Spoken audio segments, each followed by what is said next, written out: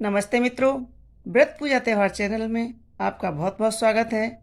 कैसे हैं आप सब? आशा करती हूँ सभी सुखी और संपन्न और स्वस्थ होंगे। आज हम फागुन मास कृष्ण पक्ष गणेश चतुर्थी की व्रत की कथा सुनेंगे। इस कथा में विष्णु शर्मा ब्राह्मण की कथा सुनेंगे। बोलिए गजानन महाराज की जय। पार्वती जी ने पूछा, हे गजानन, फागुन मास कृष्ण चतुर्थी को गणेश जी की पूजा कैसे करना चाहिए? इस महीने में किस नाम से पूजन होता है और आहार में क्या ग्रहण करना चाहिए?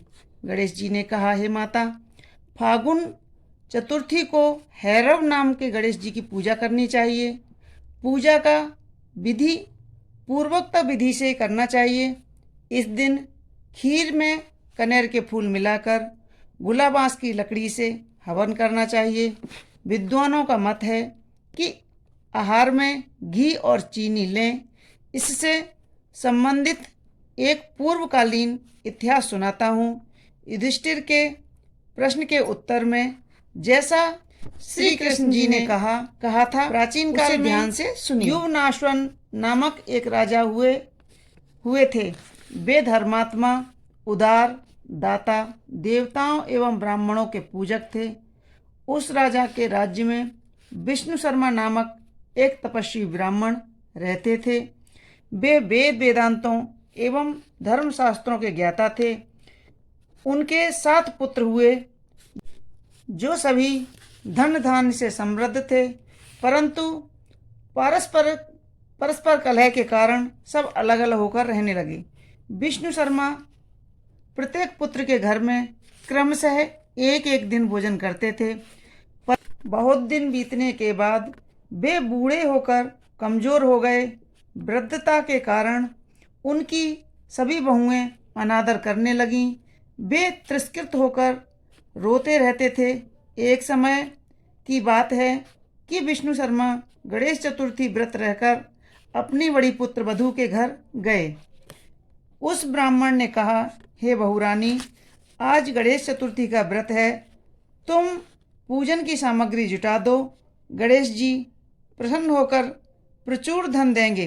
अपने ससुर की बात सुनकर बहू कर्कश स्वर में बोली, दादाजी, मुझे घर में बहुत काम है, फुर्सत नहीं है, फिर उस झमेलों में पड़ने का कहाँ अवकाश है। ससुर जी, आप हमेशा ही कोई न कोई नाटक रचते रहते हैं। आज गणेश जी का बहाना लेकर आप पहुँचे हैं। मैं गणेश जी व्रत नहीं जानती हूँ और न गणेश जी को ही मानती हूँ। आप यहाँ से खिसकिए। इस प्रकार बहू की झिड़की सुनकर वह 6 घर बहुओं के घर बारी बारी से गए, परंतु सभी ने वैसी ही बात कही। सभी जगहों से अपमानित होकर वह कृष्णकाय ब्राह्मण बहुत ही दुखी हुआ। इसके बाद वह छोटी बहू के घर जा पहुँचे। छोटी बहू बहुत ही धनहीन थी।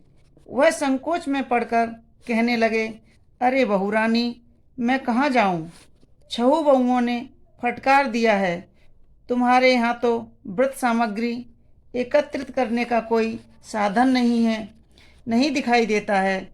मैं स्वयं बहुत वृद्ध हूँ। हे कल्याणी, हे बहू, मैं बार बार सोचता हूँ कि इस व्रत में सिद्धि मिलेगी और सभी कष्टों का अंत होगा।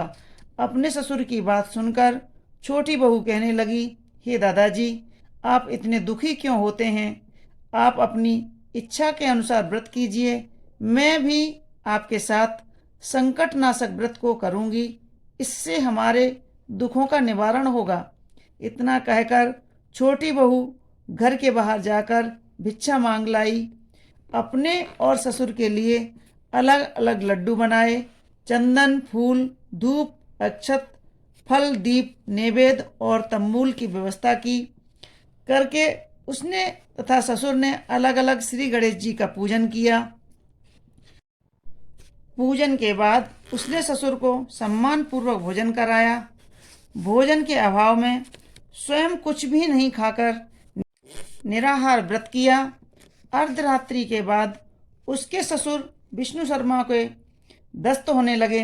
जिससे उनके दोनों पैरों पर छींटे पड़ गए। उसने ससुर के पैर पहुंचकर शरीर पहुंचा। वह शोक करने लगी कि मुझ हतभागिनी के कारण आपकी ऐसी दशा क्यों हुई। हे दादाजी, रात को अब मैं कहाँ जाऊं? मुझे आप कोई उपाय बताइए। रात भर विलाप करते रहने के कारण अनजाने में ही उसका जागरण भी हो गया। फिर सुबह हुई। छोटी बहू क्या देखती है कि उसके घर में हीरे मोती और माणियों का ढेर पड़ा है, जिससे घर प्रकाशित हो रहा है। अब उसके ससुर का दस्त भी बंद हो चुका था। आश्चर्य में पड़कर वह अपने ससुर से पूछने लगी, यह क्या बात है? यह संपत्ति किसकी है? अरे इतना मणि मूंगा आदि मेरे घर में कहाँ से आ गए?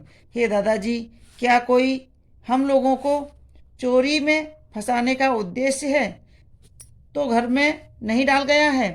पतोहू की बात सुनकर के ब्राह्मण कहने लगे, हे कल्याणी, यह सब तुम्हारी श्रद्धा का फल है। तुम्हारी भक्ति से गणेश जी तुम पर प्रसन्न हो गए हैं। इस व्रत के प्रभाव से ही गणेश जी ने तुम्हें इतनी संपत्ति दी है। बहू कहने लगी, हे दादाजी, आप धन्य हैं। आपकी कृपा से ही गणेश जी प्रसन्न हुए हैं। मेरी दरिद्रता दूर हुई है। घर में अतुल्य संपत्ति आई और आपकी कृपा से मैं भी धनवान हो गई। इस प्रकार वह ससुर से बार बार कहने लगी।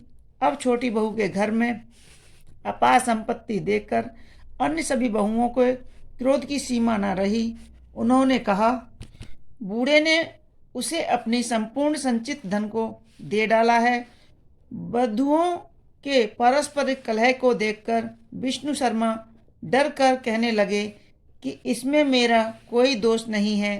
केवल इस व्रत के प्रभाव से गणेश जी ने प्रसन्न होकर छोटी बहू को कुबेर जैसी संपत्ति प्रदान की है।